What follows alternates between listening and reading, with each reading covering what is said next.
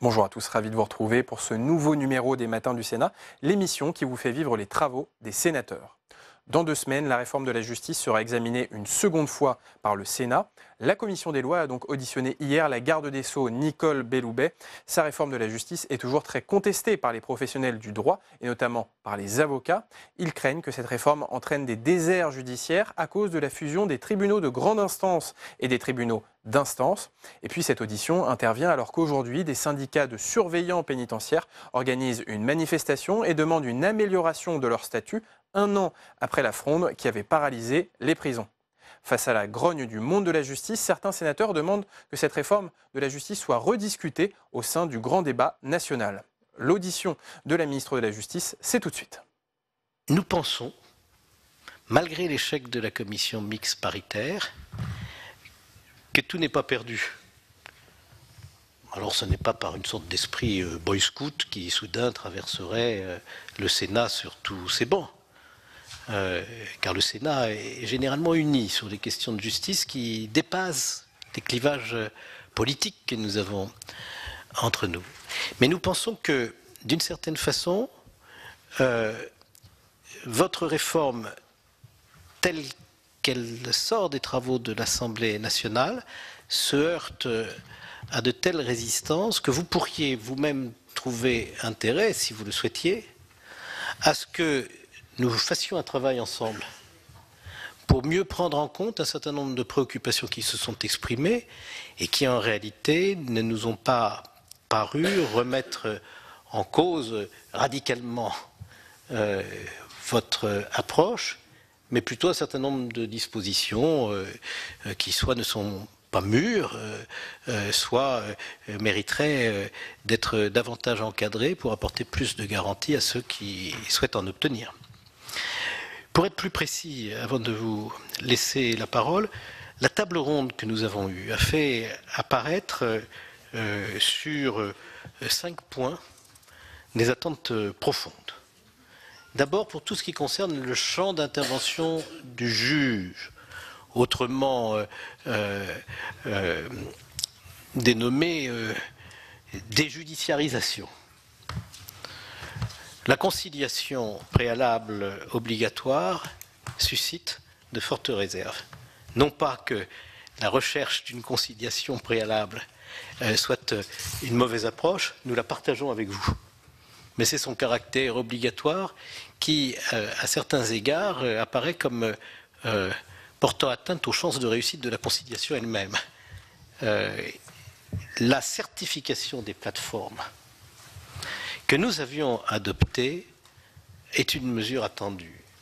Parce que précisément, si on développe la conciliation et que celle-ci passe par les plateformes, le justiciable aura besoin d'être certain que ces plateformes offriront toutes les garanties nécessaires. Le recours au directeur des caisses d'allocation familiale pour la fixation de modifications au régime des pensions alimentaires continue à susciter des questions. Parce qu'on nous dit que les caisses d'allocation familiale ont elles aussi beaucoup de travail, comme vos juridictions, enfin les juridictions de notre pays plutôt, elles ne sont pas les vôtres évidemment, et que déshabiller Pierre pour habiller Paul, ce n'est pas forcément une amélioration du service public rendu aux usagers. Voilà ce que j'ai retenu principalement pour le champ d'intervention du juge. Il y a peut-être d'autres éléments de débat. La procédure pénale. J'ai eu l'impression que ce sujet était l'un des principaux points d'achoppement. En matière de prolongation de la garde à vue, en matière de perquisition, en matière d'accès au dossier, en matière de comparution différée, en matière de recours à la visioconférence sans l'accord de la personne poursuivie. Et pour ce qui concerne les plaintes en ligne, beaucoup de sujets qui pourraient donner lieu à des discussions et pour lesquels nous vous offrirons des pistes de compromis possibles si vous souhaitez saisir la perche que nous vous tendrons. En matière d'organisation judiciaire, le regroupement de notre tribunal d'instance et tribunal de grande instance n'a pas été généralement contesté dans son principe même, mais plutôt dans son organisation et dans les garanties de procédure qui peuvent accompagner des regroupements. Et nous sommes prêts à y travailler aussi, parce que nous avons nos propres idées sur ce sujet. Quant à la spécialisation de certains tribunaux de première instance, qualifions-les ainsi, la question de la technicité de la volumétrie qui a été abordée appelle certainement des précisions qui rassureraient et qui seraient d'ailleurs conformes aux intentions que vous avez exprimées. Nous avons aussi eu un long échange sur les greffes des conseils de prud'homme et on nous a souligné l'extrême spécificité de cette fonction pour laquelle n'importe quel greffier ne serait pas forcément préparé.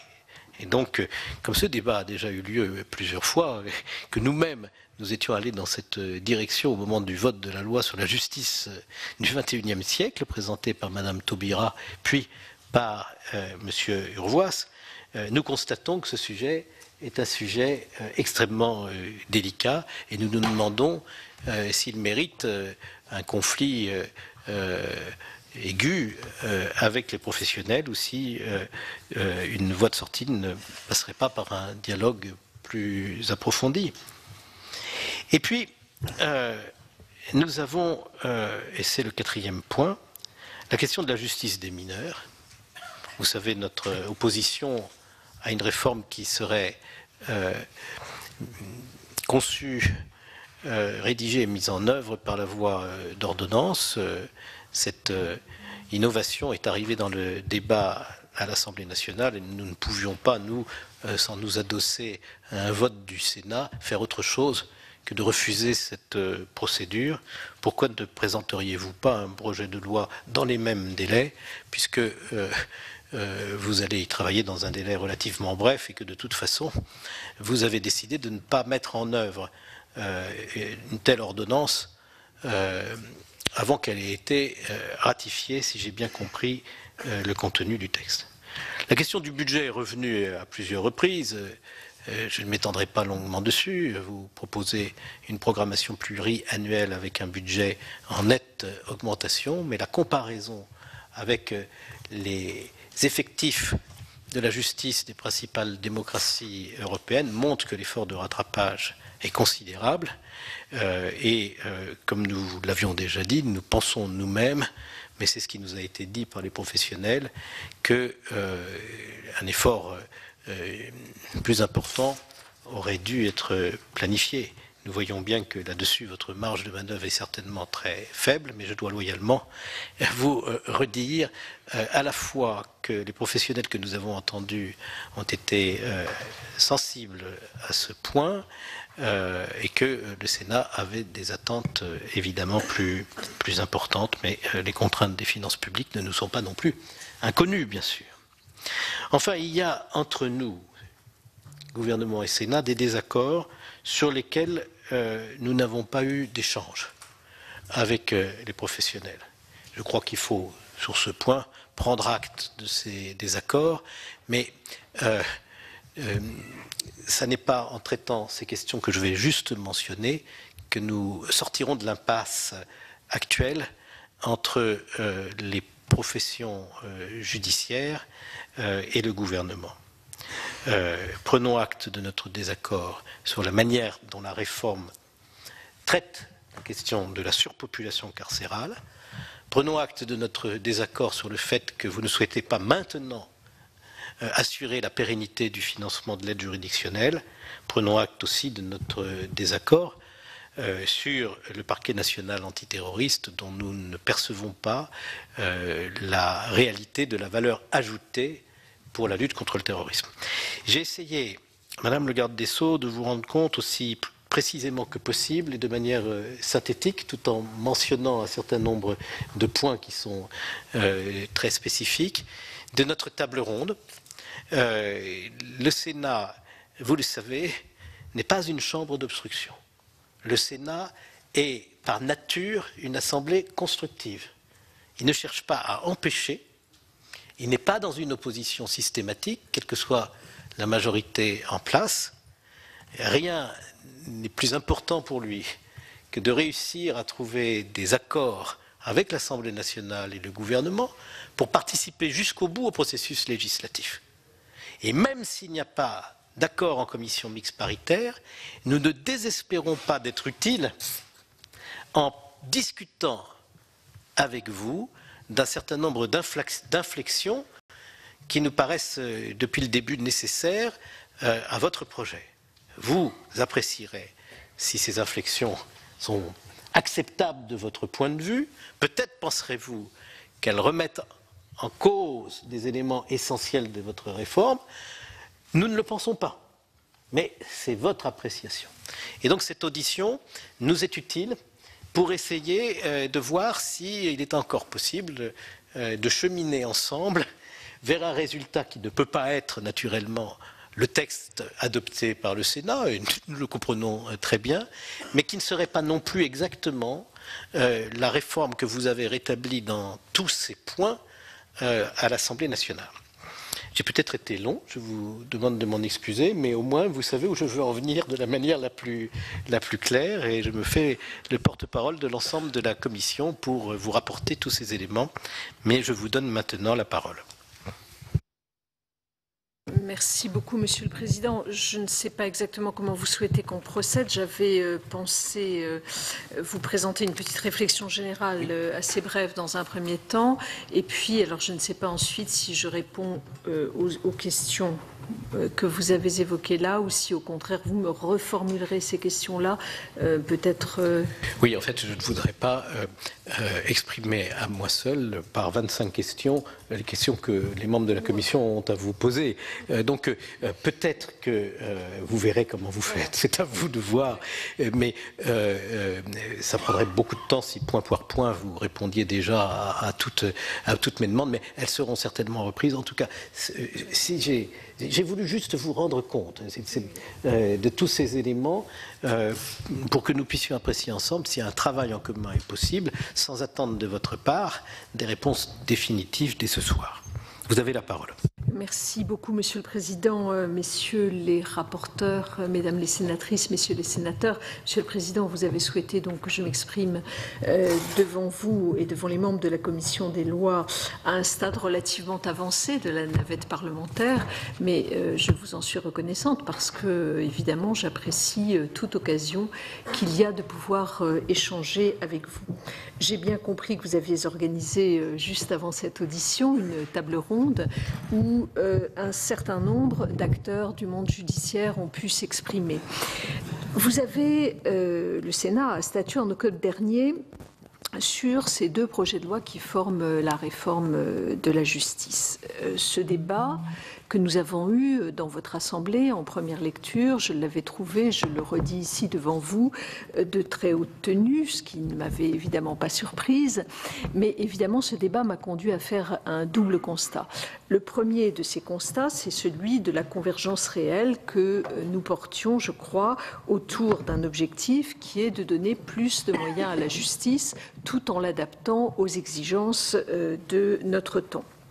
Le Sénat avait, dès 2017, souhaité redresser la justice. Je ne sais pas s'il faut procéder à un redressement de la justice, mais je sais en tout cas qu'il faut faire de notre justice un service public exemplaire et un motif de fierté au profit des justiciables. De ce point de vue, je n'ai pas de doute, notre ambition est la même. J'ai observé aussi, au cours de ce débat que nous avions eu en première lecture, j'ai observé des divergences entre la manière d'aborder les différentes questions qui se posent aujourd'hui à la justice. Ces divergences expriment une différence d'approche par rapport, je crois, à l'idée même de réforme sur certains points. Pour d'autres, elles traduisent des différences de fond, peut-être plus profondes, et je voudrais ici vraiment très rapidement en dire quelques mots. Sur la procédure civile, j'avais regretté en octobre dernier que votre Assemblée soit revenue sur plusieurs des mesures qui étaient proposées par le gouvernement. J'avais d'ailleurs indiqué que je ne partageais pas certaines préventions du Sénat, notamment quant au recours au numérique et à la dématérialisation. Je crois au contraire que et le numérique et la dématérialisation constituent un grand progrès si les garanties nécessaires sont apportées et que la justice demeure une justice humaine. Le projet que je porte, me semble-t-il, fournit l'ensemble de ces garanties. Je suis prête à en discuter à nouveau avec vous parce que nous y avons, par rapport au projet initial d'ailleurs, intégré de nombreux éléments supplémentaires qui avaient été souhaités notamment par la profession d'avocat. Je crois qu'il ne faut pas renoncer à l'ambition de réformer. J'avais eu l'occasion de dire que pour moi, le statu quo n'était pas une option. Je peux comprendre évidemment les appréhensions face aux changements qui peuvent mettre en cause un certain nombre d'habitudes ou de situations acquises, mais il me semble qu'il faut les dépasser. On peut aussi avoir des divergences d'appréciation, et je le conçois aisément, car tout ceci n'est pas une science exacte, mais au contraire est une réalité humaine. Je crois sincèrement, toutefois, que le projet que je défends débouchera sur une justice qui sera plus simple pour les justiciables, tout en maintenant un haut niveau d'exigence et une réelle proximité, ainsi qu'une plus grande efficacité. Sur la procédure pénale, nous avions également des divergences et vous les avez rappelées à l'instant, Monsieur le Président. J'assume ma volonté tout à la fois de mieux protéger les Français par un certain nombre de dispositions qui figurent dans le texte que je porte, mais en même temps de préserver la garantie des droits. Ces garanties sont bien là. J'y ai veillé. Le Conseil d'État l'a amplement confirmé dans son avis. Ainsi, au renforcement des pouvoirs des enquêteurs répond de manière systématique le contrôle des magistrats du parquet et du siège par le juge de la liberté et des détentions sur les actes d'enquête. Je rappelle une nouvelle fois que les magistrats du parquet sont avant tout des magistrats indépendants et garant à ce titre de la liberté individuelle. Quant au JLD, je ne pense pas que les contrôles qu'ils exercent, j'avais déjà eu l'occasion de vous le dire, soient des contrôles de nature purement formelle. Et donc, par l'intervention de ce juge statutaire, la garantie des droits me semble assurée. Le Sénat a très sensiblement modifié ce texte dans un sens qui m'a semblé, ainsi qu'à plusieurs observateurs d'ailleurs, parfois éloigné des besoins exprimés par les juridictions, par les enquêteurs et par les justiciables. Nous étions aussi, je crois, éloignés sur la question des peines.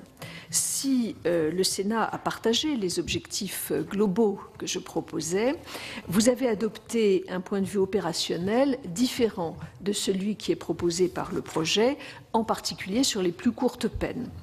La prison, ai-je cru comprendre, demeure pour vous un outil, une forme d'horizon possible pour les plus petits délits. Pour notre part, nous proposons une approche qui est une approche par palier, permettant de moduler davantage la réponse apportée aux personnes qui ont commis des infractions et donc permettant de renforcer l'individualisation. Vous ne souhaitiez pas, par exemple, faire du bracelet électronique une véritable peine. Je me souviens de cela.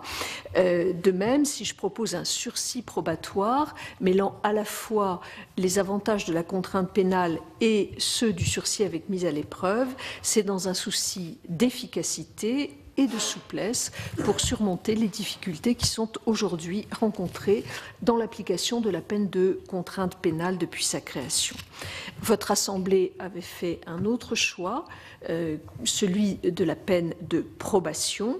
Nous y avons réfléchi pendant la navette, vraiment, mais nous sommes arrivés à la conclusion que ce système ne serait pas pleinement opérationnel par rapport au sursis avec mise à l'épreuve et que les magistrats ne s'en saisiraient pas davantage que la contrainte pénale. Enfin, sur l'organisation des juridictions, dont vous avez parlé, Monsieur le Président, nous nous retrouvons pour créer une juridiction unique de première instance, que vous aviez proposé d'appeler tribunal de première instance et que l'Assemblée nationale a dénommé tribunal judiciaire.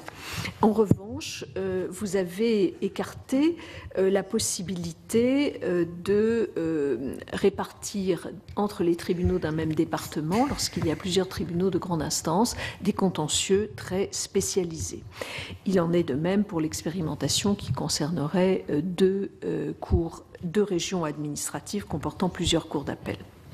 Le Sénat, à ce stade, n'a pas complètement suivi, me semble-t-il, les lignes qui avaient été tracées par le travail très complet rendu par la Commission des lois en 2017. J'aurais préféré, évidemment, Monsieur le Président, Mesdames les sénatrices, Messieurs les sénateurs, que nous puissions trouver des terrains d'entente plus nombreux. Monsieur le Président et Messieurs les rapporteurs, je vous avais fait part d'ailleurs de ma volonté en ce sens. En première lecture, les conditions n'ont pas été réunies pour que cela puisse être le cas. L'Assemblée nationale a souhaité revenir aux propositions faites par le gouvernement, mais elle l'a fait en faisant assez largement évoluer le texte sur des points importants. L'Assemblée nationale a préservé un certain nombre d'avancées qui avaient été adoptées par le Sénat, je le dis ici. C'est le cas notamment des garanties relatives aux services en ligne qui pourront donner des consultations juridiques sans le concours d'un avocat. Il en est de même sur le renforcement des obligations des plateformes. Je pourrais également citer la suppression de la représentation obligatoire devant les tribunaux paritaires des baux ruraux, l'inscription dans la loi des conditions d'expérimentation de la révision des pensions alimentaires, là où le gouvernement proposait simplement une habilitation. À cela se sont ajoutées d'autres évolutions qui ont été apportées par le texte au cours de la nouvelle lecture devant l'Assemblée nationale. Par exemple, le délai imposé à une victime pour se constituer partie civile devant le juge d'instruction, à la suite d'une plainte laissée sans réponse. Ce délai a été maintenu à 3 mois, en permettant au procureur de la République de solliciter du juge d'instruction un délai complémentaire de 3 mois pour poursuivre les investigations en cours. En matière d'alternative aux poursuites, l'actuelle limitation du champ d'application de la composition pénale aux délits punis d'une peine d'emprisonnement inférieure ou égale à 5 ans a été également maintenue. Des éléments destinés à mieux encadrer le rôle de la caisse d'allocation familiale ont été adoptés pour l'expérimentation que le projet de loi propose de conduire en matière de révision des pensions alimentaires. Peut-être aurons-nous l'occasion de revenir sur ce sujet. Je pourrais aussi citer des dispositions qui ont clarifié certains points concernant la répartition des contentieux spécialisés sur la base exclusivement de projets locaux. Je pense également à la consultation obligatoire des conseils de juridiction qui a été inscrite dans la loi lors de la dernière lecture. Pour résumer, le texte que je vous propose a très sensiblement évolué, à tel point qu'un grand quotidien du début d'après-midi a pu évoquer un recul, je le cite, du gouvernement, ce qui m'a semblé curieux et hélas assez significatif de l'état d'esprit qui prévaut encore dans notre pays. Si un gouvernement est fermé à toute évolution de ses propositions, on estime qu'il est dur et arrogant. S'il accepte la discussion, eh bien, on qualifie les compromis qui ont été établis de reculade. Il me semble important de trouver des convergences et je crois que c'est plutôt une bonne manière d'avancer. C'est en tout cas ma manière de voir les choses. Un dernier point qui n'est pas mince. L'habilitation que le gouvernement a proposée concernant la justice des mineurs a suscité, vous l'avez rappelé à l'instant, Monsieur le Président, des interrogations et des critiques. Le gouvernement, je vous l'avais déjà peut-être esquissé, le gouvernement souhaite prendre ce dossier à bras-le-corps en s'appuyant sur le travail parlementaire qui a déjà été engagé par les deux assemblées. Le temps de la ratification sera pleinement employé pour que les deux chambres débattent de cette réforme et modifient le texte que le gouvernement leur proposera dans le sens qui leur semblera utile. Je suis absolument résolue à mener à bien cette réforme que deux majorités successives n'ont pas réussi à faire aboutir depuis plus de 10 ans. Monsieur le Président, Messieurs les rapporteurs, Mesdames les sénatrices, Messieurs les sénateurs, nous arrivons à un stade de la navette où le texte me semble se dessiner assez précisément. Le gouvernement est satisfait des évolutions que le texte a connues entre le moment où nous trouvons aujourd'hui et le texte tel qu'il avait été initialement présenté devant le Conseil d'État. Mais je ne doute pas que cette audition sera à nouveau l'occasion pour chacun d'entre nous d'exprimer son point de vue et d'éclairer ses choix respectifs, ce qui permet toujours de progresser, ce qui est évidemment mon objectif. Voilà, Monsieur le Président, je vous remercie. Je vous remercie, Madame la garde des Sceaux, de cette introduction extrêmement précise. Il est à l'évidence très heureux que vous ayez réussi à trouver des convergences avec votre propre majorité et nous allons essayer d'apprécier ce soir la possibilité que vous en trouviez aussi avec le Sénat et avec les professions de justice que nous avons entendues. Je vais donner la parole à nos deux rapporteurs successivement.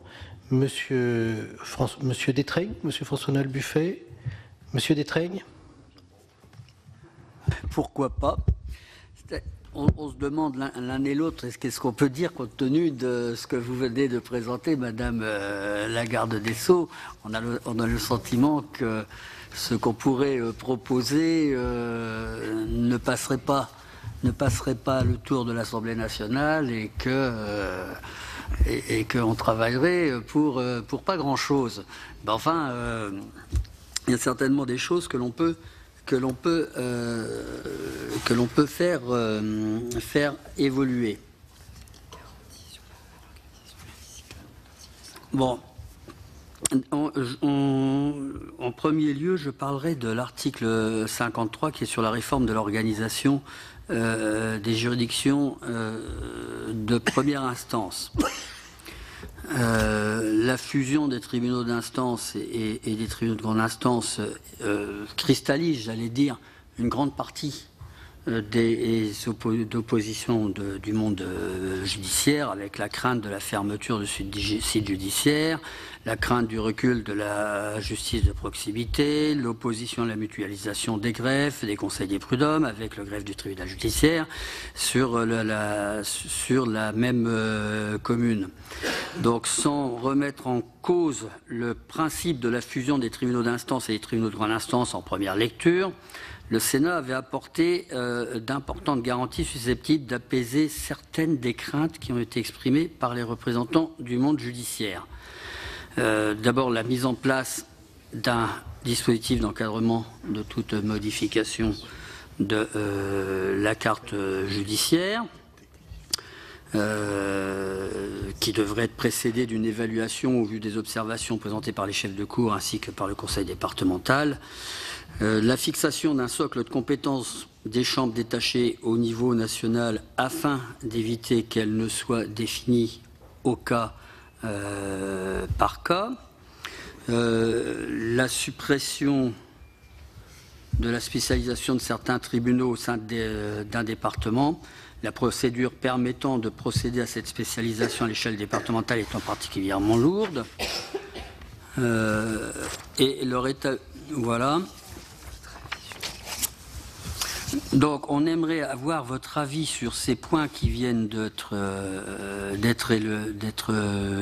soulignés. Voilà. Madame le garde des Sceaux. Merci beaucoup, Monsieur le rapporteur. Alors, je voudrais vous dire simplement une chose, alors qui n'est pas écrite dans la loi, mais qui est une de mes convictions fortes, c'est que je pense qu'il n'y a de justice en première instance que de justice de proximité. Je crois que toute société humaine a besoin d'un juge. Je n'ai pas dit d'un juge pour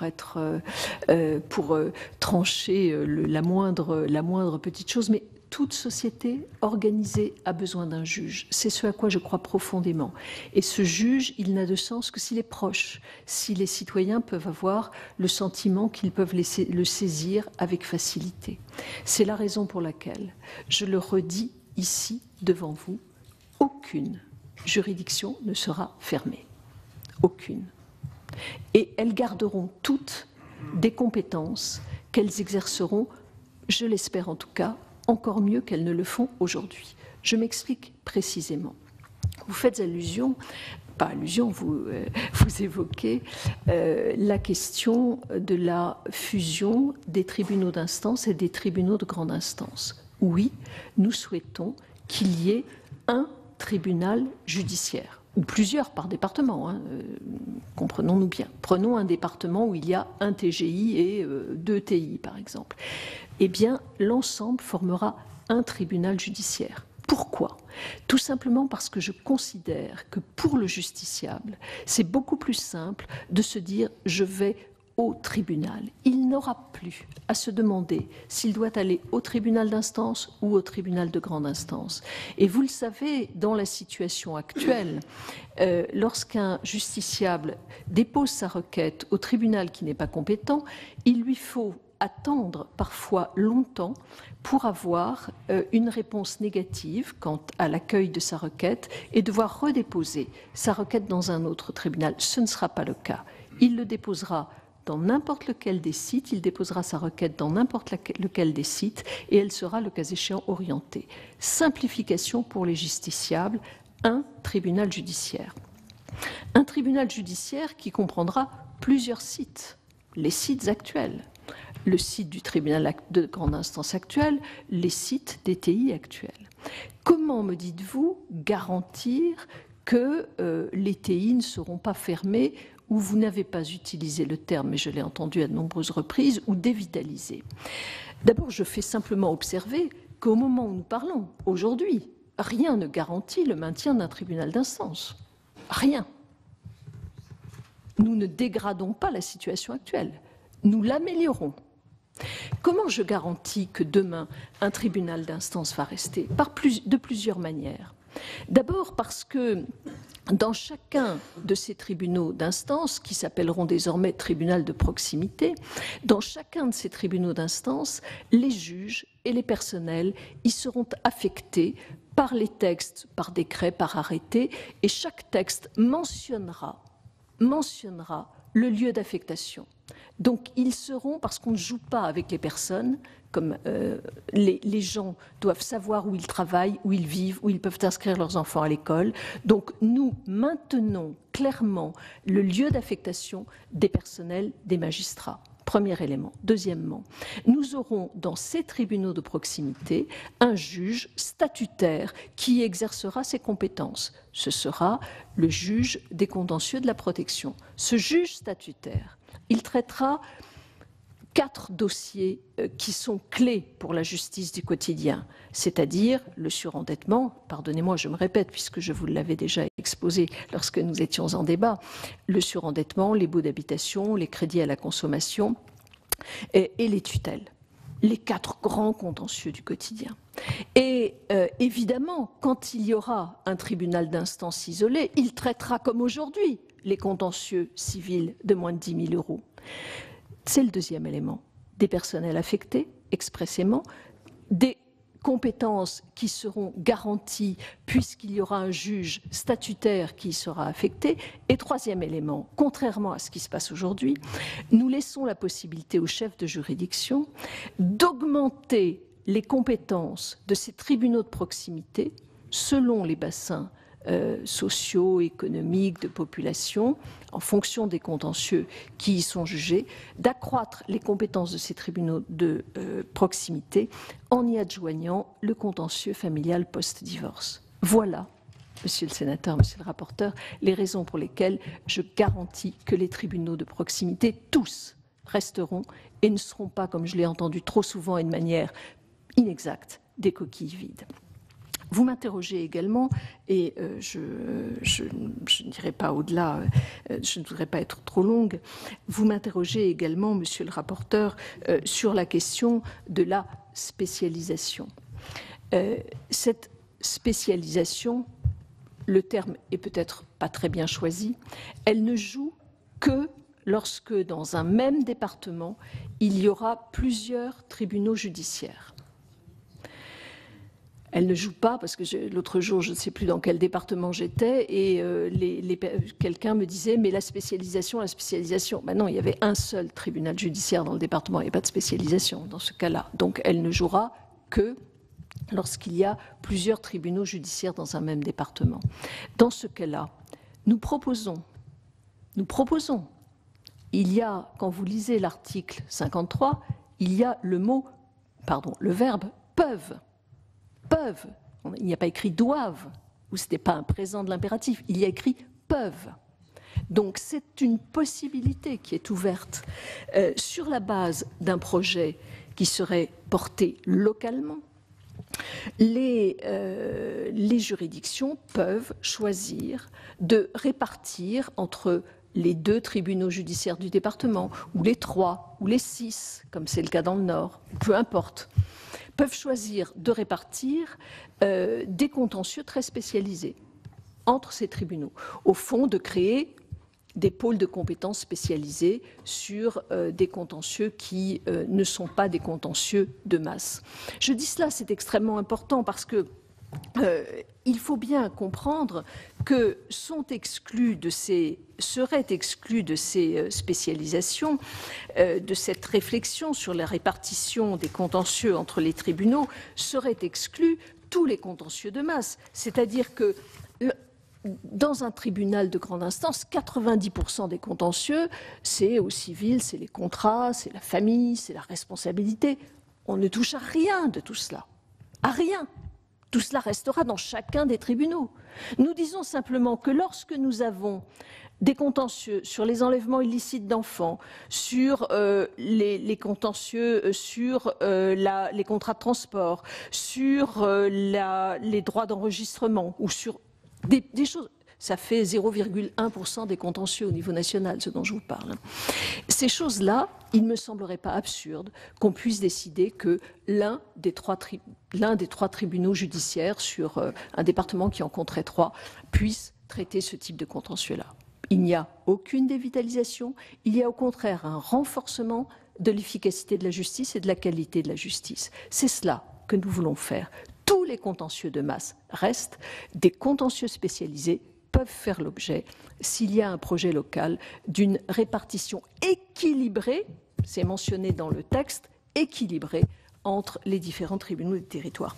Voilà ce que je souhaitais vous dire, monsieur le rapporteur. Je crois effectivement que c'est très important à la fois de garantir cette proximité, mais d'assurer également, me semble-t-il, une qualité toujours puissante de la justice par cette proposition de spécialisation des tribunaux. Merci Madame la garde des Sceaux. Monsieur François-Noël Buffet, co-rapporteur. Oui, merci Monsieur le Président. Madame, je voudrais rappeler peut-être l'esprit dans lequel nous sommes et qui a été très bien rappelé tout à l'heure par le Président de la Commission, qui n'est pas de refaire à ce stade l'ensemble du texte. Nous avons incontestablement des divergences sur ce texte, mais c'est de profiter de l'occasion qu'il nous reste, peut-être, pour apporter un peu d'apaisement à des inquiétudes qui se révèlent de la part de l'ensemble de la profession ou des professions judiciaires. Pour la première fois, magistrats, avocats, greffiers sont tous d'accord et unis pour considérer que ce texte est porteur en lui-même d'un certain nombre de difficultés à naître et que si nous n'y prenons pas garde, nous risquons de voir des conflits apparaître, voire des justiciables un peu éloignés du système. Donc nous ne sommes pas ici pour renverser la table, nous sommes ici pour essayer de trouver une piste qui permette d'avancer sur certains points. Ces certains points, le Président les a rappelés en début de propos. J'entends ce que vous dites et j'entends notamment le fait de dire je m'engage, ce sera noté au procès-verbal, ce sera de partout. L'expérience montre que c'est mieux quand les choses sont dans le texte et que l'on soit ainsi garanti. Première observation en matière civile. En ce qui concerne les chambres spécialisées, du débat que nous avons eu cet après-midi, est née une... Oui, la spécialisation des TGI. Du débat que nous avons eu cet après-midi est née une proposition qui consiste à dire, parce que la question est quels sont les critères qui font qu'on pourra spécialiser. Vous avez dit qu'on pouvait le faire, c'était du volontariat, que c'est sur une certaine forme de contentieux. Tout ça est assez général en réalité. Et peut s'appliquer à n'importe où, n'importe quand, n'importe comment, et générer de fait à terme la disparition d'un des tribunaux présents sur le territoire concerné. Et la proposition qui a été faite, c'est de dire, mais pourquoi ne pas dire que la spécialisation ne concerne que les contentieux de haute technicité et de faible volume? L'emploi de ces deux critères permet effectivement de remplir l'objectif qui est le vôtre, qui consiste à dire on spécialise, on peut comprendre, mais qui à tout le moins permet de limiter les choses et de s'assurer qu'il n'y aura pas à terme de suppression de tribunaux de grande instance dans un certain nombre de départements. C'est une première chose. La deuxième chose, nous avons évoqué en matière pénale, notamment la présence de l'avocat, enfin la présence, en tous les cas pas la présence, la possibilité que l'avocat soit informé dans le cadre de l'enquête préliminaire menée par le procureur de la République d'une perquisition qui aurait lieu pour chez la personne poursuivie, en tous les cas faisant l'objet de l'enquête. Pour l'instant, le texte ne le prévoit pas.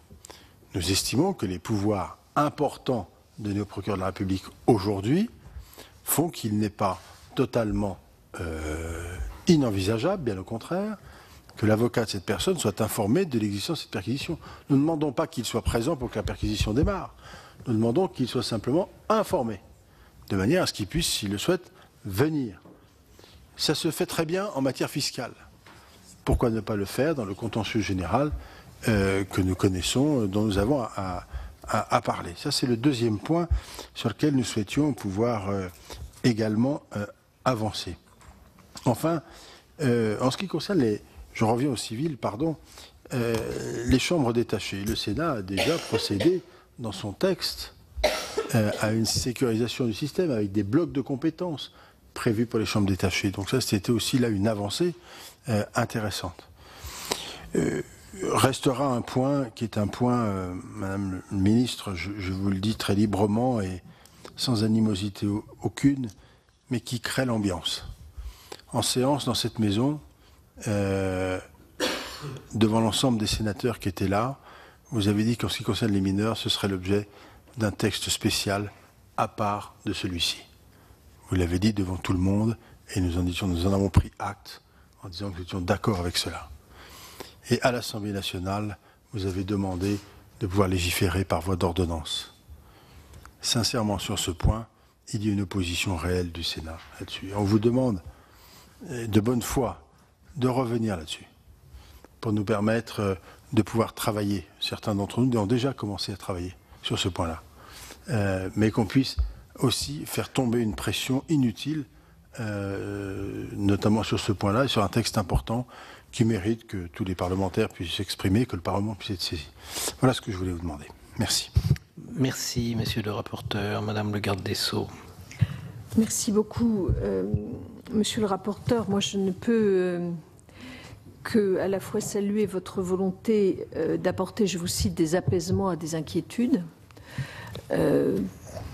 parce que je crois que c'est indispensable. C'est aussi ce à quoi je m'emploie lorsque je me rends dans des juridictions et où je rencontre de manière systématique l'ensemble des personnels. Je rencontre les avocats avec lesquels j'ai des dialogues qui sont toujours, lorsque je suis en juridiction, très constructifs. Donc je ne peux que participer de votre volonté.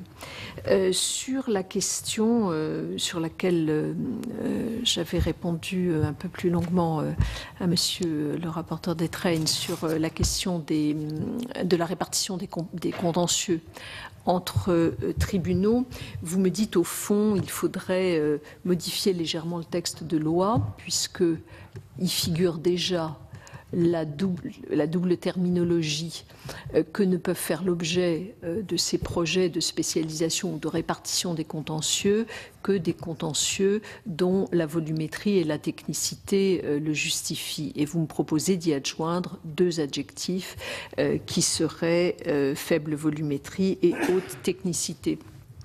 C'est un débat que nous avons déjà eu et devant votre Assemblée, je crois, et devant l'Assemblée nationale. L'idée pour nous, en mettant les 2 critères que constituent la volumétrie et la technicité, c'est que ces 2 critères n'avaient pas en eux-mêmes à être qualifiés. C'est-à-dire que dans la mesure où ces 2 critères, c'est-à-dire des contentieux dont la volumétrie et la technicité joueraient ensemble, je vous rappelle qu'il y a une conjonction de coordination. C'est volumétrie et technicité. Donc on ne peut pas jouer que sur la volumétrie ou que sur la technicité. Les 2 sont forcément coordonnés. Et il nous semble que ces doubles critères, avec la coordination qui les unit, forcément s'opposent d'une part aux contentieux de masse, par définition, ce ne sont pas des contentieux de masse, et d'autre part, il va de soi que des contentieux techniques sont forcément des contentieux de faible volume, dans la mesure où ça s'oppose à cette notion très connue que nous avons en droit de contentieux de masse. C'est la raison pour laquelle, en tout cas à ce stade, le texte a été inscrit de cette manière-là. D'ailleurs, je précise ici que ce sont les barreaux qui nous avaient demandé d'inscrire ce double critère. Bien sûr, ils auraient préféré, moi je suis très, très honnête, ils auraient préféré que nous mettions, comme vous le suggériez, et j'imagine que c'est en prenant en compte aussi ces demandes-là que vous les reformulez, ils auraient souhaité que nous mettions haute et faible. Mais vraiment, il me semble, je vous l'assure, que technicité et volumétrie s'opposent par définition au contentieux de masse. Voilà la raison pour laquelle le texte est en tout cas écrit comme cela. Vous me suggérez également, monsieur le rapporteur, de réintroduire, en cas de perquisition, enfin je dis réintroduire, non, parce que ça n'a jamais été introduit, mais je veux dire, voilà, par vous ça l'avait été, d'introduire l'information de l'avocat par la personne qui fait l'objet d'une perquisition. À cela, je répondrai 3 choses. D'abord, c'est un sujet qui a fait l'objet de très longs débats devant votre Assemblée, devant l'Assemblée nationale également. Nous avons donc déjà longuement débattu de cela. Deuxièmement, rien n'empêche la personne qui est perquisitionnée d'appeler son avocat. Rien ne l'empêche. Elle peut très bien le faire. Troisième élément, je vous rappelle qu'en termes de procédure pénale, ce que nous avons souhaité construire, c'est une loi de simplification de la procédure. Et il nous a semblé qu'à partir du moment où n'importe qui pouvait appeler son avocat, l'indiquer expressément dans le texte, constituait à nouveau une complication de l'écrit de cette situation, et c'est la raison pour laquelle nous ne l'avons pas fait. J'entends que c'est une suggestion que vous portez à nouveau. Enfin, sur le dernier point, sur la question des mineurs, ce que je voudrais vous dire, qui au fond n'a rien à voir dans l'affaire, mais je vous le dis quand même, c'est que lorsque je vous ai répondu que la question des mineurs ferait l'objet d'un texte à part, je le pensais vraiment. Et d'ailleurs, ça fera l'objet d'un texte à part. Je ne fais, pardonnez-moi, je joue un peu. Non, Madame le garde des Sceaux, il n'est pas interdit d'avoir de l'humour devant la commission des lois. J'arrête tout de suite mes collègues qui me semblent protester. Non, je vous en prie. Donc, alors, c'est vrai que je vous ai répondu sincèrement. J'avais déjà la certitude, parce que je crois qu'elle est portée par tous, y compris d'ailleurs par vous-même, qu'il fallait toucher à cette ordonnance de 45. Je ne savais pas très bien comment m'y prendre. Vous me direz que je n'ai pas choisi la meilleure voie.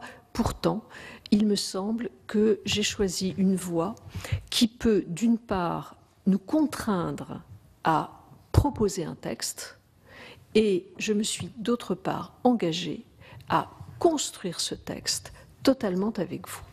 Je vais, d'ici quelques jours, avoir une méthode de concertation que je proposerai et que je divulguerai, qui me conduira, j'ai déjà commencé, mais enfin nous allons le faire de manière extrêmement précise et formelle, qui me conduira à entendre évidemment les organisations syndicales, les professionnels, surtout de la protection de l'enfance, qu'il s'agisse des magistrats, mais aussi de ceux qui prennent en charge les enfants.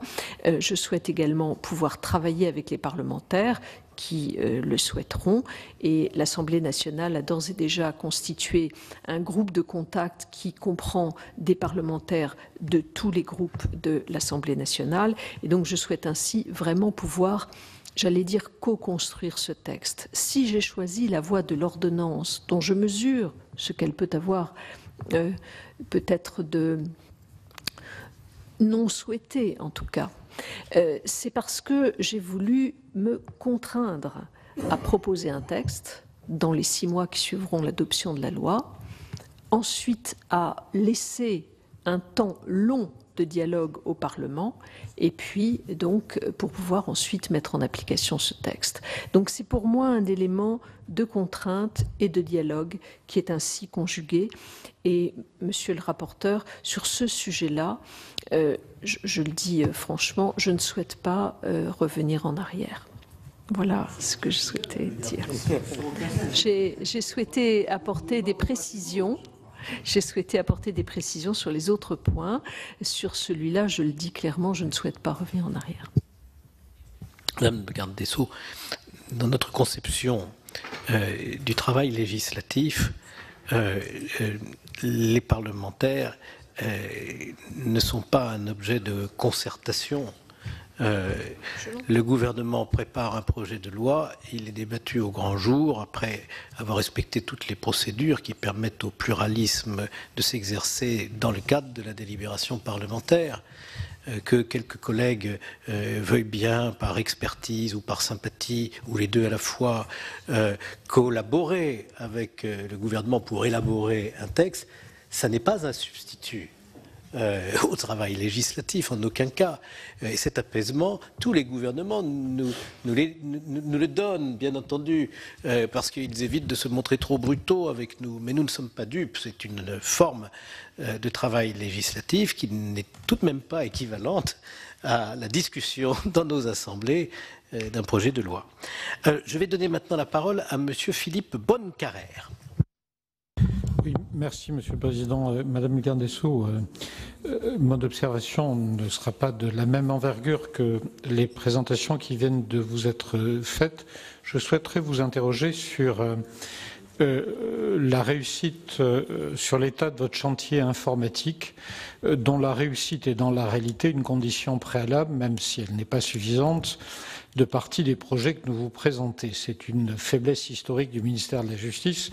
Et si vous avez pointé au début de votre propos la dématérialisation et la simplification comme un de vos axes d'amélioration, il est important que votre chantier informatique soit à la hauteur du résultat attendu. Lors de la présentation de votre réforme, y compris dans la dimension de programmation, lors de votre première audition en salle Médicis de mémoire, vous nous aviez rappelé le montant des investissements prévus dans ce domaine et vous nous avez fait part de votre implication personnelle. Il me semble que vous aviez évoqué le fait que vous teniez à présider tous les 2 mois une réunion de travail sur ces opérations. Merci simplement de me confirmer que votre ministère sera à l'heure, le moment venu, quant à la qualité et à l'opérationnalité des systèmes informatiques mis à disposition de nos magistrats et de l'ensemble des collaborateurs.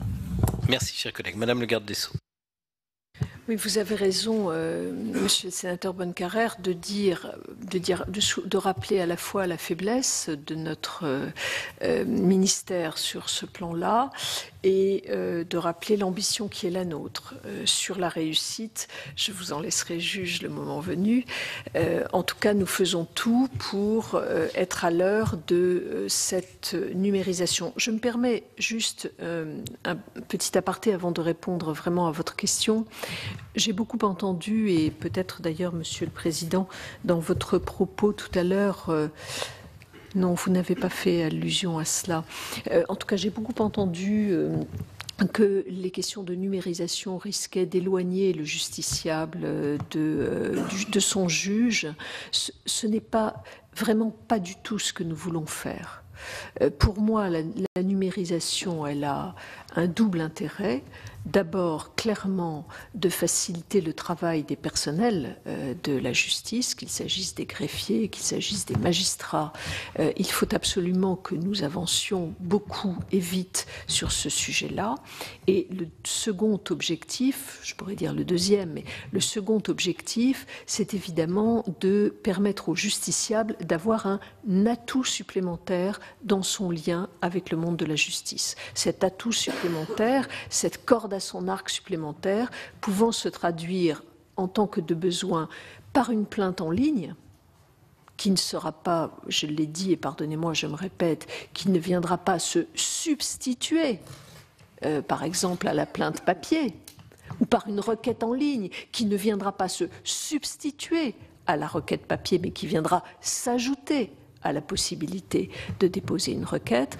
Donc faciliter la vie des justiciables par le dépôt des plaintes en ligne, mais aussi par le suivi de sa procédure en ligne.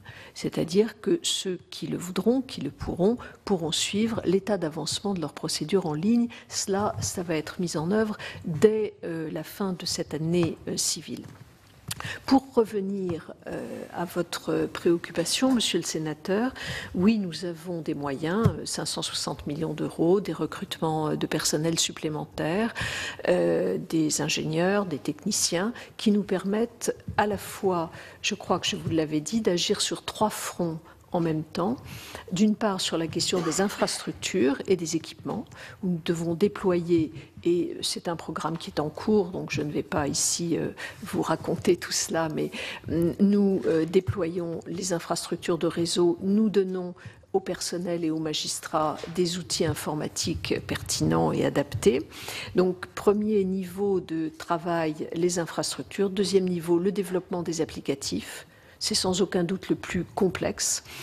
Tout dépend d'ailleurs des chantiers, parce que lorsque nous faisons le casier judiciaire en ligne, qui est donc déjà à l'œuvre, avec plus d'1 million de personnes qui se sont connectées pour retirer leur bulletin en ligne, c'est extrêmement compliqué, très compliqué, puisqu'il y a des questions de sécurité qui jouent par rapport à cela.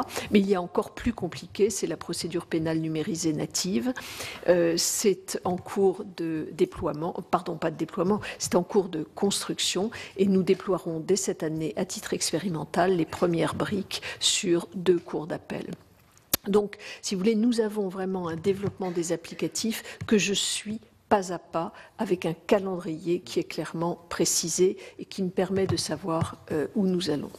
Et le troisième chantier, c'est l'accompagnement des personnels, puisqu'il va de soi que tous ces applicatifs nouveaux supposent des modes nouveaux de travail, de relations, y compris avec les avocats. C'est cela aussi que nous devons prendre en charge. Et voilà donc ce que je souhaitais vous dire là-dessus.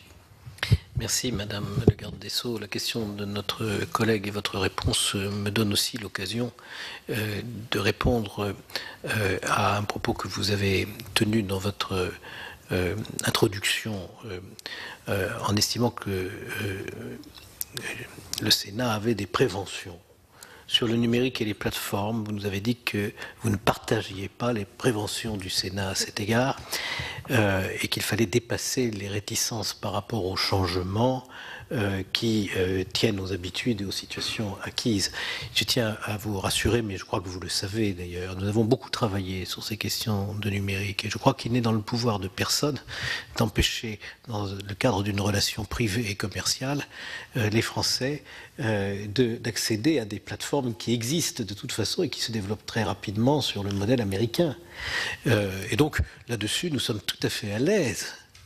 Nous avons d'ailleurs eu l'occasion ici de réunir tous les professionnels des plateformes numériques et vous avez eu la gentillesse d'ouvrir ou de clore notre colloque. C'était très intéressant. C'était la première fois qu'une telle rencontre avait lieu avec les professions d'ailleurs de justice. Non, nous n'avons pas de prévention, mais nous partageons le souci que, au moment où la place de la conciliation, et à juste titre, grandit dans le fonctionnement du service public de la justice, les plateformes fassent l'objet de certification. Parce que c'est la garantie apportée aux citoyens français qu'il ne se fera pas, excusez-moi de l'expression, arnaquer. Et je crois que ça ne serait pas vraiment de mauvaise pratique, justement de dire qu'au fond, dans les nouvelles technologies, il y a le meilleur, mais peut y avoir aussi le pire. Eh bien, essayons d'obtenir le meilleur en nous prémunissant du pire. Et au fond, vous voyez, nous sommes finalement peut-être moins libéraux que vous. Et nous pensons que la garantie de l'État serait importante. Et nous nous apprêtons à reformuler des propositions en ce sens. Et ce qui nous ferait plaisir, non pas pour nous-mêmes, mais dans l'intérêt des justiciables, c'est que vous acceptiez ces propositions, sous bénéfice d'inventaire, évidemment.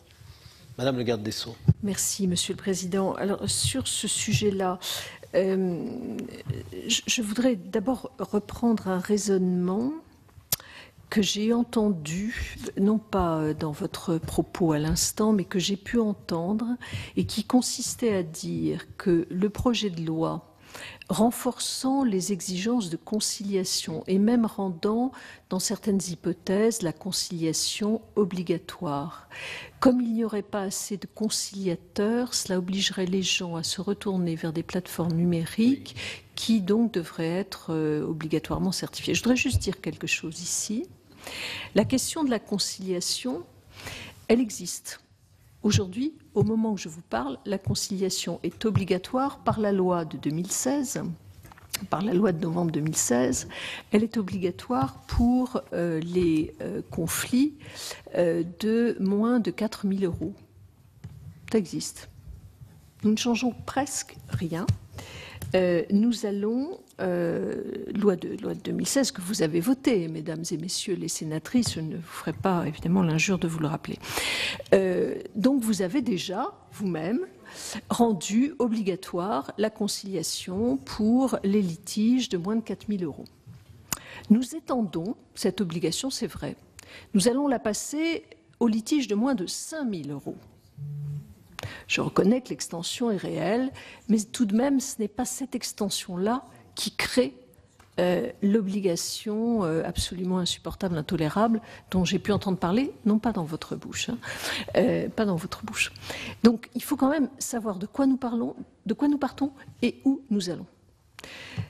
Donc, cette conciliation obligatoire, elle existe déjà, nous l'étendons, je vous l'ai dit, j'ai même dit, parce que ça n'est pas du domaine législatif, mais ça relève du domaine réglementaire. J'ai dit que nous l'étendrions par les textes réglementaires jusqu'à 5 000 €, et la loi dit également qu'elle sera également étendue aux conflits de voisinage. Donc, cette conciliation existe déjà, nous l'étendons un petit peu. Alors, dans ce cadre-là, évidemment, monsieur le directeur des services judiciaires, qui est ici présent et qui m'entend,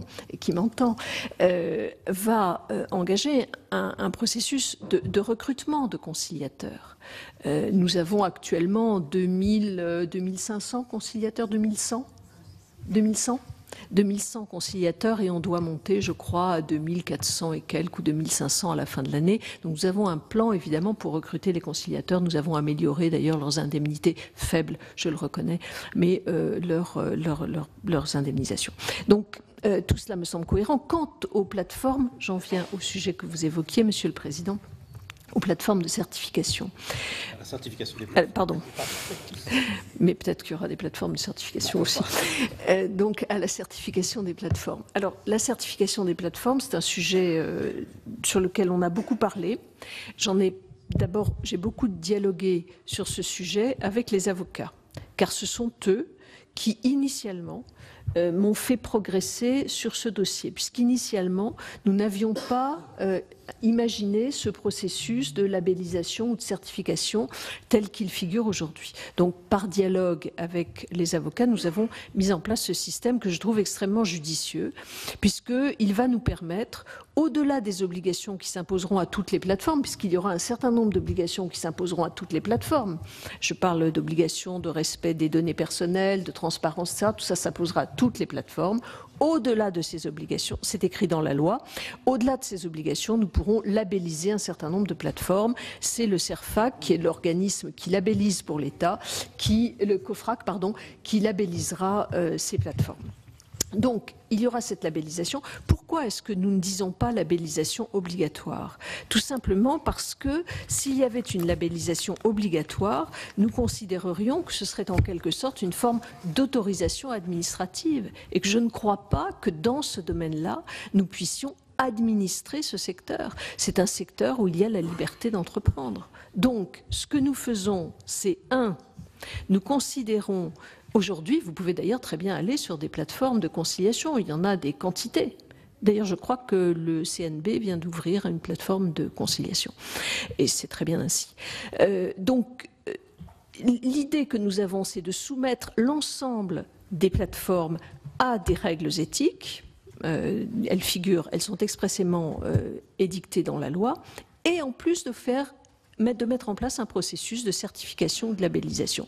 S'il n'y a pas de respect, il pourra y avoir évidemment des sanctions pénales ou des sanctions en termes de responsabilité. Voilà le système que nous avons mis en place qui me semble présenter quelques garanties. Merci Madame le garde des Sceaux. Monsieur Jacques Bigot.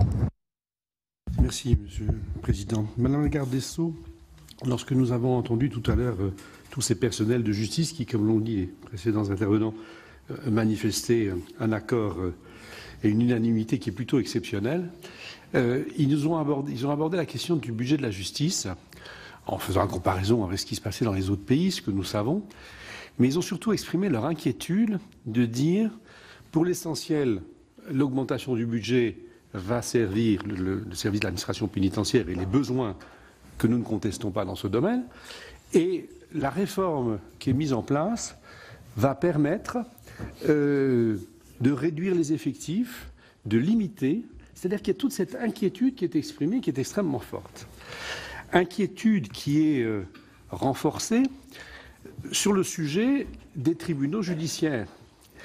C'est sur ce point nous étions parfaitement d'accord, puisque c'est inscrit dans le rapport de la mission que nous avons fait au Sénat, inscrit dans la proposition de loi du président Bas, mais on constate effectivement que sur les terrains, il y a une inquiétude qui s'exprime depuis un certain temps et avec laquelle on pourrait faire le parallèle avec ce qui se passe aujourd'hui sur les territoires qui disent on va manquer de services publics, etc. Comment est-ce qu'on peut faire pour rassurer? Lorsqu'il y a 2 tribunaux de grande instance dans un même département, on sait bien qu'à un moment donné, il y a un tribunal de grande instance qui a plutôt une zone d'attractivité plus importante parce que c'est la ville-centre, c'est là qu'il y a le plus d'habitants, et puis un autre qui a peut-être un peu moins d'activité. La spécialisation ne peut faire que craindre qu'à un moment donné, il y ait un glissement vers une seule de ces juridictions qui permettra dans quelques années. Et peut-être qu'effectivement, vous aurez tenu votre promesse parce que c'est quelqu'un d'autre qui fera ce qui a déjà été fait de fusion des juridictions. Lorsque on aborde la question de la fusion du tribunal de grande instance et des tribunaux d'instance en un seul tribunal que vous appelez tribunal judiciaire, bon, me convient, ça permet d'avoir une clarification par rapport au tribunal administratif, pourquoi pas. En même temps, les personnels d'IGREF nous disent mais tout ça, ça va permettre de limiter le nombre de personnel. Un beau jour, on n'affectera plus personne et puis il n'y aura plus rien. Il y aura peut-être une personne qui donnera des renseignements et encore. Et C'est renforcé par ce que l'Assemblée nationale a rajouté à l'article 53 à l'alinéa 12, en mettant que lorsque il y a dans le même secteur, auprès de ce tribunal dit de proximité, donc ancienne chambre détachée, lorsqu'il y a un conseil des prud'hommes, bien on mutualise le greffe du conseil des prud'hommes et on mutualise le greffe de cette juridiction tribunal d'instance. Là aussi, on nous dit ça sera une façon de réduire le personnel et de faire des économies tout en affichant une augmentation du budget de la justice. Et ces inquiétudes-là sont extrêmement fortes.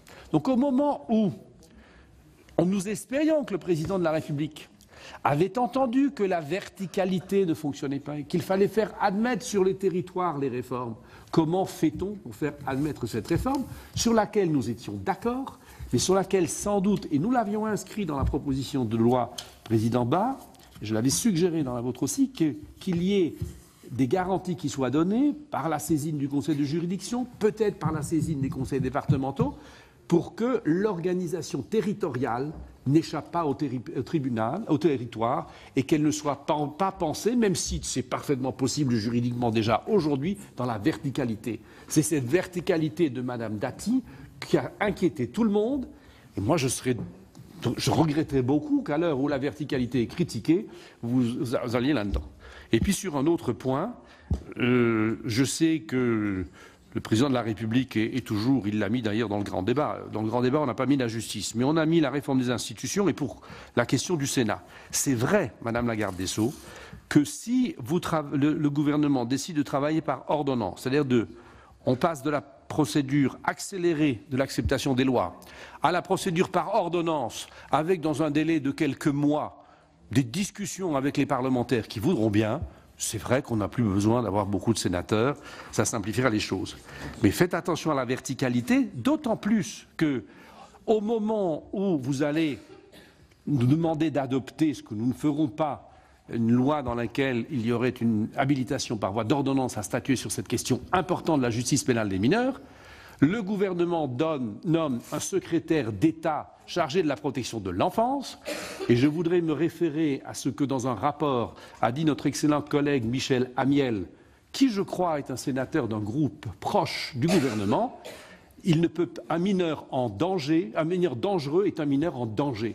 Il faudra impérativement faire le lien, comme l'ordonnance de 45 l'a fait, et vous ne dites pas le contraire d'ailleurs dans votre habilitation, entre la question de la protection de l'enfance et la question de la justice pénale des mineurs. Donc, je ne sais pas si c'est un code de la justice pénale des mineurs qu'il faut. Je pense qu'il y a peut-être un code global des droits de l'enfant et de la protection de l'enfant qui inclut la question pénale, parce qu'on sait bien qu'à un moment donné, cela peut diviser. Voilà des suggestions qu'on peut faire. Mais si vous ne nous entendez que dans l'occasion d'une table ronde, on aura le sentiment d'être un peu floué.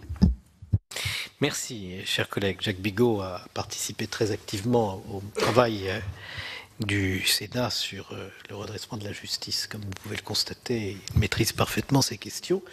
Et vous avez la parole, Madame la garde des Sceaux. Merci beaucoup, Monsieur le sénateur Bigot, mais je vous ai déjà entendu. Le conseil de juridiction, il est dans le texte. Vous me l'aviez tellement demandé qu'à l'Assemblée nationale, j'ai fini par céder. Non, je n'ai pas cédé. J'avais souvent dit, y compris devant vous, que sur la réforme des juridictions, dans sa mise en œuvre, j'ai toujours dit qu'il fallait que nous puissions consulter aussi bien les professionnels du droit, évidemment, que les élus locaux. Et quel est l'organisme ou la structure qui le mieux permet d'opérer cette consultation? C'est le Conseil de juridiction. Vous me l'aviez dit, cela figure désormais dans le texte lui-même, c'est-à-dire que lorsqu'il y aura un projet, eh bien, le Conseil de juridiction sera consulté. C'est un ajout de la dernière lecture à l'Assemblée nationale. Pardon ? Si, mais si, c'est dans l'article. Mais si, c'est-à-dire que c'est... Enfin, pardonnez-moi, mais c'est... Enfin, si vous voulez, très clairement, nous disons que les projets ne pourront pas être présentés sans que le Conseil de juridiction ait été consulté. Voilà. Donc, je voudrais juste revenir un peu plus haut dans votre propos, Monsieur le Sénateur. Vous craignez que les territoires, finalement, ne soient pas suffisamment pris en compte et que ce que le président de la République aurait compris ne trouve pas sa traduction dans le projet de loi justice. Je répondrai simplement en 3 temps. Premier temps, nous augmentons les effectifs. Nous augmentons les effectifs. Il y a eu 192 emplois affectés cette année dans la juridiction judiciaire entre les magistrats et les personnels, les assistants de justice, donc 192 emplois qui viennent conforter les juridictions dans tous les tribunaux, et donc nous confortons les juridictions. Je sais bien que ça ne va pas nous faire remonter de manière absolument formidable dans les classements européens que vous avez évoqués initialement, mais le budget de la justice est en hausse de 25% et dans cette augmentation, il y a évidemment l'accroissement du nombre de personnels de juridiction. D'ailleurs, monsieur le sénateur, au moment où je vous parle, nous avons comblé plus de la moitié des vacances d'emploi des juridictions. Et j'espère qu'en magistrat, et je pense qu'à la fin de l'année 2019, nous aurons comblé la totalité des vacances d'emploi dans les juridictions. Je crois que c'est un point important et qui mérite d'être souligné et nous continuerons à progresser en ce sens. Donc des moyens. Deuxième chose, vous évoquez la verticalité de ce que serait ce texte et donc la mauvaise appréhension de la réalité des territoires. Je crois, monsieur le sénateur, pardonnez-moi, que c'est exactement l'inverse. C'est-à-dire que lorsque dans un département où il y a plusieurs tribunaux, nous leur proposons de travailler ensemble, je le redis ici, nous n'imposerons rien de Paris. Nous ouvrons la possibilité que soient construits des projets locaux qui remonteront à Paris, qui les traduira dans un texte qui en prendra acte. Donc ce n'est pas nous qui ferons, ce n'est pas nous. Si dans votre département, personne ne veut rien faire, personne ne fera rien. Je ne sais pas si ce sera la meilleure solution pour la justice, mais c'est ainsi. Nous avons fait le choix des territoires, des projets de territoire, et c'est cela qui devra être porté, c'est cela auquel j'attache du prix. Troisième élément, et dernier, et d'ailleurs, monsieur le sénateur, puisque vous évoquiez dans un territoire un tribunal qui pourrait être dans une zone géographique dense, donc avec des contentieux multiples, et un tribunal en zone, on va dire, plus désertifiée, eh bien précisément, le mécanisme que je propose peut permettre un rééquilibrage entre ces territoires. Rien ne l'interdit. Au contraire. Et c'est quelque chose qui est tout à fait envisageable. Tout à fait. Ce sera un projet. Il faudra construire des projets de territoire. Non, vous ne pouvez pas, d'un côté, monsieur le sénateur, me dire vous ne faites rien, et quand on propose un outil, dire ah mais non, c'est pas possible de l'utiliser. Non, je pense qu'il y a des choses qui peuvent se construire avec un peu de volontarisme. Je n'impose pas, on donne des outils, nous donnerons tous les moyens pour que ces outils soient mis en œuvre, nous partagerons la réalité des contentieux puisque nous aurons évidemment des missions d'appui à ces projets locaux qui pourront aider les gens à réfléchir. Après, il appartiendra aux acteurs locaux de s'en emparer. Pour moi, c'est un projet qui permet au contraire de mieux équilibrer les territoires. Je suis lucide, je ne suis pas en train de vous dire on va tout transférer, je suis lucide. Mais ça peut être un moyen, au contraire, d'affirmer le maintien d'un tribunal. Dernière chose, vous avez fait état des difficultés soulevées par les personnels de greffe. Je vous le disais souvent dans les juridictions, avec monsieur le directeur des services judiciaires, nous rencontrons les personnels de greffe et évidemment je comprends qu'il y ait des inquiétudes, notamment lorsque on évoque la fusion d'un tribunal d'instance et d'un tribunal de grande instance, que ceux-ci soient éloignés ou qu'au contraire ils fassent partie d'une même cité judiciaire dans une même ville. Nous essayons d'expliquer à ces personnels que les choses ne se feront pas sans leur accord. Je ne vais pas ici détailler les procédures, mais nous insistons beaucoup, notamment, par exemple, sur les délégations. Aujourd'hui, il y a des délégations possibles où un chef de cour peut très bien envoyer un personnel de grève d'un endroit à l'autre. Nous disons que demain, ces délégations ne pourront plus avoir lieu sans leur accord. Donc nous insistons beaucoup sur ces points-là. Et par ailleurs, vous avez évoqué l'amendement sur les conseils de prud'homme et les tribunaux judiciaires lorsqu'ils se situeront dans une même ville. Oui, nous avons fait cela parce que, pour deux raisons, Monsieur le Sénateur, pour deux raisons. D'abord, nous considérons que souvent, lorsqu'il y a un conseil de prud'homme dans un même bâtiment où se situe déjà le TI ou le TGI, il est absurde qu'il y ait deux services d'accueil des justiciables distincts. Nous voulons un accueil unique des justiciables. C'est le premier point. Et il faut que dans ce lieu d'accueil, dans ces SAUJ, puisque c'est le nom barbare qu'on leur donne, dans ces services d'accueil uniques du justiciable, il y ait l'ensemble des personnels de grève qui soient en capacité de répondre aux questions qui sont posées par le justiciable. Donc nous voulons unifier l'accueil. Il faut donc que nous ayons des greffiers qui soient compétents pour faire l'ensemble de ces tâches. Premier élément. Deuxième élément.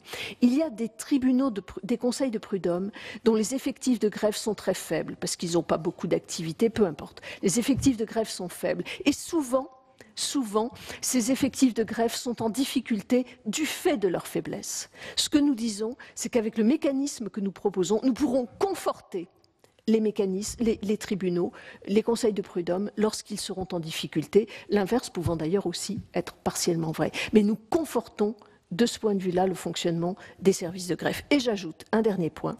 Nous avons expressément écrit dans la loi, et c'est donc une garantie pour les conseils de prud'homme, que cette évolution-là ne pourra se faire qu'en vue du bon fonctionnement des conseils de prud'homme. Nous garantissons que les conseils de prud'homme auront un service de greffe. Voilà ce que nous avons voulu faire et voilà la raison pour laquelle je pense que ce texte ne s'inscrit pas en défaveur des territoires, mais au contraire, vise à redensifier les juridictions dans les territoires. Merci Madame la garde des Sceaux. Je voudrais vous proposer, mes chers collègues, que les trois dernières interventions ou questions que vous avez à poser soient groupées. De sorte, sauf peut-être qu'il y a-t-il d'autres demandes que celles que j'ai déjà enregistrées de président Sueur, de Madame Jourda et de Madame de la Gontrie, de Madame Joissin. Donc je vais vous demander d'enchaîner vos questions avec un maximum de concision. Madame Belloubet a à cœur de nous répondre de manière très précise et je l'en remercie. Mais je ne voudrais pas que nous débordions trop l'horaire qui avait été prévu pour cette audition en abusant du temps que le garde des Sceaux peut lui consacrer. Monsieur le Président Sueur. Oui, merci Monsieur le Président. Madame le garde des Sceaux, je voulais vous parler avec beaucoup de sincérité. Je ne comprends pas. Je ne comprends pas votre objectif, y compris votre objectif politique. Je vais vous expliquer. Tout le monde ici a bien compris pourquoi nous avons organisé, on en avait parlé avec notre président Philibert cet après-midi.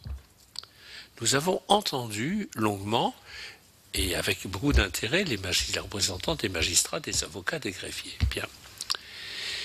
Tous nous ont dit leur désaccord sur des points importants du texte. Je crois que c'est la vérité. Bon. Moi, je pensais que, en venant à cette audition, en sachant très bien ce que pensent les personnels de votre ministère, vous seriez arrivé avec quelques ouvertures. Voilà.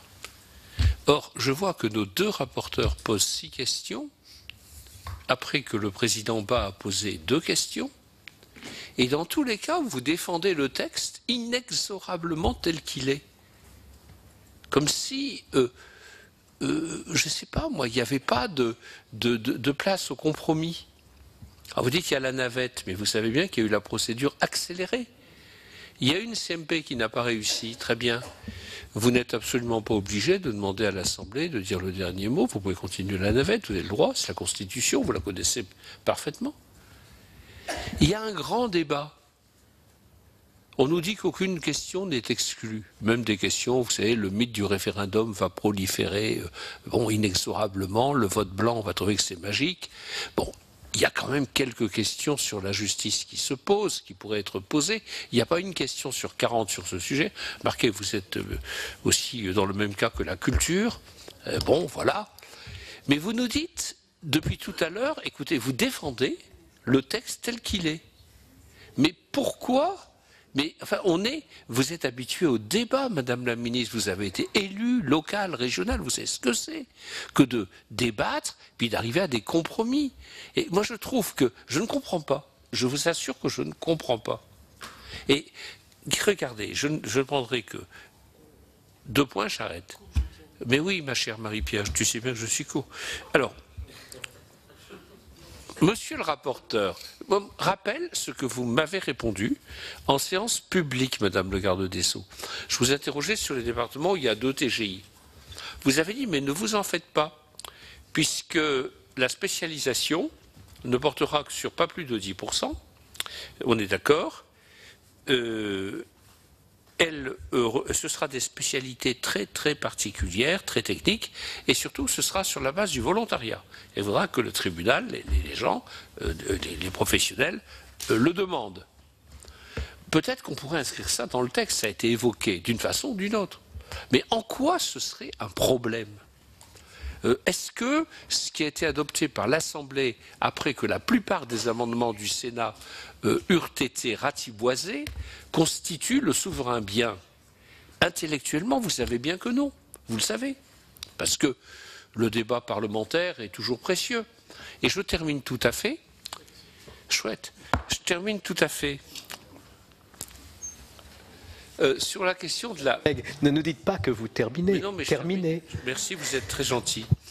C'est vrai d'ailleurs. Alors là, ce qui m'a abasourdi, et je finis, Madame la garde des Sceaux, c'est quand vous avez dit, mais on va faire une ordonnance, et j'ai essayé de voir, vous avez invoqué un argument. Je vous cite, cela va nous contraindre à écrire un texte. Ah oui ?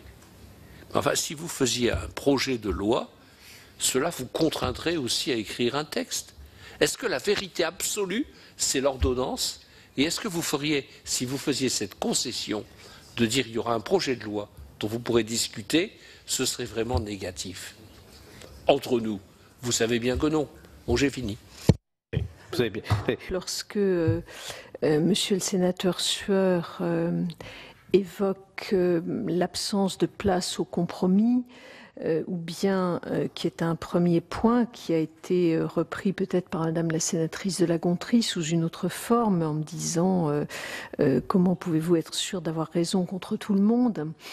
Donc ça c'est un premier bloc. Je ne suis jamais sûre d'avoir raison contre tout le monde, Madame la sénatrice. Jamais. Jamais. En revanche, non, jamais. En revanche, il y a un certain nombre de choses auxquelles je crois. Et puis, il y a surtout une méthode que j'ai employée et qui peut être à l'encontre de ce qui vous a été présenté cet après-midi. Une méthode que j'ai employée qui m'a permis de faire remonter un certain nombre de propositions. Propositions venues des magistrats de terrain, propositions venues des enquêteurs pour partie, propositions venues des avocats, propositions venues de différents praticiens. Et ce sont ces propositions-là que j'ai traduites dans le texte qui vous a été présenté. C'était l'audition de la ministre de la Justice, Nicole Belloubet, devant la commission des lois du Sénat. La ministre a défendu sa réforme face aux critiques des sénateurs et des professionnels de la justice. Nicole Belloubet s'est voulue rassurante. La fusion des tribunaux de grande instance et des tribunaux d'instance n'entraînera pas de suppression de tribunaux de proximité. Dans cette future juridiction unique baptisée le tribunal judiciaire, il y aura toujours des juges affectés aux litiges du quotidien. La garde des Sceaux a également défendu la dématérialisation de certaines procédures civiles et la création de peines alternatives à la prison. La réforme de la justice sera examinée une seconde fois par le Sénat le 12 février, mais certains sénateurs demandent qu'elle soit reportée pour être rediscutée au sein du grand débat national. C'est la fin de cette émission. Vous pourrez voir tous nos programmes sur notre site internet publicsénat.fr. Et puis pour continuer à suivre l'actualité parlementaire, je vous donne rendez-vous à 14h pour notre émission spéciale Questions d'actualité au gouvernement, présentée par Delphine Girard. Très bonne journée sur les chaînes parlementaires.